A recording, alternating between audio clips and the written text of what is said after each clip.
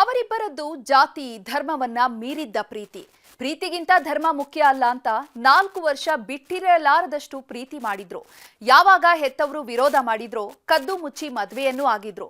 2 ಮಕ್ಕಳಾಗುವವರೆಗೂ ಚೆನ್ನಾಗಿಯೇ ಇದ್ದ ಗಂಡ ಈಗ ಪತ್ನಿ ಪಾಲಿಗೆ ಯಮಗಂಡನಾಗಿದ್ದಾನೆ.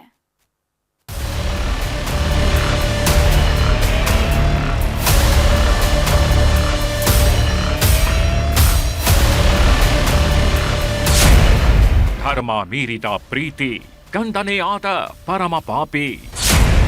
ಮನೆ ಬಿಟ್ಟು ಬಂದವಳ ಪಾಲಿಗೆ ಗಂಡನೇ ಯಮಗಂಡ. ಹಿಂದೆಲ್ಲ ಪ್ರೀತಿ ಪ್ರೇಮ ಅಂದ್ರೆ ಪವಿತ್ರವಾದದ್ದು ಅಂತಿದ್ರು. ಆದ್ರೆ ಈಗೀಗ ಪ್ರೀತಿ ಪ್ರೇಮ ಅಂದ್ರೆ ಅದೆಷ್ಟೋ ಮಂದಿಯ ಪಾಲಿಗೆ ಪಾಯ್ಸನ್ ಆಗೋಗಿದೆ. ಪ್ರೀತಿಸಿ ಮದುವೆಯಾದ ಕೆಲವರ ಪಾಲಿಗೆ ಪತ್ನಿಯೇ ಹಂತಕಿ ಆದ್ರೆ ಇನ್ನು ಕೆಲವರ ಪಾಲಿಗೆ ಗಂಡನೇ ಯಮಗಂಡನಾಗ್ತಿದ್ದಾನೆ. ಇವರಿಬ್ಬರ ಕಥೆಯಲ್ಲಿ ಆಗಿದ್ದೂ ಇದೆ. ಮನೆ ಮಠ ಬಿಟ್ಟು ಧರ್ಮವನ್ನು ಮೀರಿ ಬಂದವಳು ದುರಂತ ಅಂತ್ಯ ಕಂಡಿದ್ದಾಳೆ. ಗಂಡನ ಅನುಮಾನದ ಹುಚ್ಚಿಗೆ ಅಮಾಯಕಿ ದುರಂತ ಅಂತ್ಯ ಕಂಡಿದ್ದಾಳೆ. ಇವನೇ ನೋಡಿ, ಪ್ರೀತಿಸಿ ಮದುವೆಯಾದವಳ ಪಾಲಿಗೆ ರಣರಾಕ್ಷಸನಾದ ಗಂಡ. ಹೆಸರು ಬಾಲು ಅಂತ. ಚಿಕ್ಕಬಳ್ಳಾಪುರ ಜಿಲ್ಲೆಯ ಚೇಳೂರು ತಾಲೂಕಿನ ಗೆರಿಗಿ ರೆಡ್ಡಿ ಪಾಳ್ಯ ನಿವಾಸಿ. ಡ್ರೈವರ್ ಕೆಲಸ ಮಾಡ್ಕೊಂಡಿದ್ದ ಈತ ದಿಲ್ಶಾನ್ ಅನ್ನೋ ಮುಸ್ಲಿಂ ಯುವತಿಯನ್ನ ಪ್ರೀತಿ ಮಾಡ್ತಿದ್ದ. ಇಬ್ರು ಕೂಡ ಮನಸಾರೆ ಇಷ್ಟಪಟ್ಟಿದ್ರಿಂದ ಖುಷಿಯಾಗಿ ಓಡಾಡ್ಕೊಂಡಿದ್ರು. ಆದ್ರೆ ಇವರ ಪ್ರೀತಿ ವಿಷಯ ಹೆತ್ತವರಿಗೆ ಗೊತ್ತಾಗ್ತಿದ್ದಂತೆ ವಿರೋಧ ಮಾಡೋಕೆ ಶುರು ಮಾಡಿದ್ರು. ಹೀಗಾಗಿ ಕದ್ದು ಮುಚ್ಚಿ ಮದುವೆ ಆಗ್ತಿದ್ದಂತೆ ಪತ್ನಿಗೆ ಕವಿತಾ ಅಂತ ಹೆಸರು ಬದಲಿಸಿದ್ದ. ಮೊದಲೆಲ್ಲ ಗಂಡ ಹೆಂಡತಿ ಚೆನ್ನಾಗಿಯೇ ಇದ್ರು.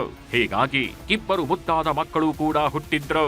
ಆದ್ರೆ ದಿನಗಳು ಕಳೀತಾಗಿದ್ದಂತೆ ಅನುಮಾನದ ಹುಚ್ಚನಾಗಿ ಬದಲಾಗಿದ್ದ. ಕೊಂದ್ರು ಅನುಮಾನ, ನಿಂತ್ರು ಅನುಮಾನ. ಇದೇ ವಿಷಯಕ್ಕೆ ಪತ್ನಿ ಜೊತೆ ಸದಾ ಜಗಳ ಆಡ್ತಿದ್ದ. ನಿನ್ನೆ ಕೂಡ ಇದೇ ವಿಷಯಕ್ಕೆ ಗಲಾಟೆ ಶುರುವಾಗಿದೆ. ಮಾತಿಗೆ ಮಾತು ಬೆಳೀತಾಗಿದ್ದಂತೆ ಹೆಂಡತಿಯ ತಲೆ ಚಿಪ್ಪು ಎಗರಿಸಿದ್ದಾನೆ. ಯಾವಾಗ ಕವಿತಾಳ ತಲೆ ಬುರುಡೆ ಓಪನ್ ಆಯ್ತೋ ಅಲ್ಲೇ ಒದ್ದಾಡೋಕೆ ಶುರು ಮಾಡಿದ್ದಾಳೆ. ಈ ವೇಳೆ ಅದೇನಂದಿಸ್ತೋ ಗೊತ್ತಿಲ್ಲ, ಪತ್ನಿಯ ತಲೆ ಒಡೆದ ಗಂಡನೇ ಆಸ್ಪತ್ರೆಗೆ ಕರೆದುಕೊಂಡು ಹೊರಟಿದ್ದ. ಆದ್ರೆ ಮಾರ್ಗ ಮಧ್ಯದಲ್ಲಿ ಪತ್ನಿ ಉಸಿರು ಚೆಲ್ಲಿದ್ದಾಳೆ. ಘಟನೆ ಸಂಬಂಧ ತನಿಖೆಗಿಳಿದ ಪೊಲೀಸರು ಬಾಲುನನ್ನು ಬಂಧಿಸುವಲ್ಲಿ ಯಶಸ್ವಿಯಾಗಿದ್ದಾರೆ. ಒಟ್ನಲ್ಲಿ ಅನುಮಾನದ ಹುಚ್ಚಿಗೆ ಬಿದ್ದವ ಪ್ರೀತಿಸಿ ಮದುವೆಯಾದವಳನ್ನೇ ಕೊಂದು ಕೇಕೆ ಹಾಕಿದ್ದಾನೆ. ಅಪ್ಪನ ದುಡುಕಿನ ಕೆಲಸಕ್ಕೆ ಇಬ್ಬರು ಹೆಣ್ಣು ಮಕ್ಕಳು ಅನಾಥರಾಗಿದ್ದಾರೆ. Dattatreya M, news 18 Chikkaballapur.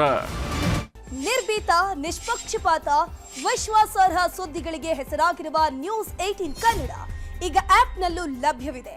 ದಯವಿಟ್ಟು ಇಲ್ಲಿರುವ QR ಕೋಡ್ನ ಸ್ಕ್ಯಾನ್ ಮಾಡಿಕೊಂಡು ಆಪ್ ಡೌನ್ಲೋಡ್ ಮಾಡೋದಕ್ಕೆ ಮರಿಬೇಡಿ. ನಿಮ್ಮ ಬೆಂಬಲ ಹೀಗೆ ಸದಾ ನಮ್ಮೊಂದಿಗಿರಲಿ. ಧನ್ಯವಾದ.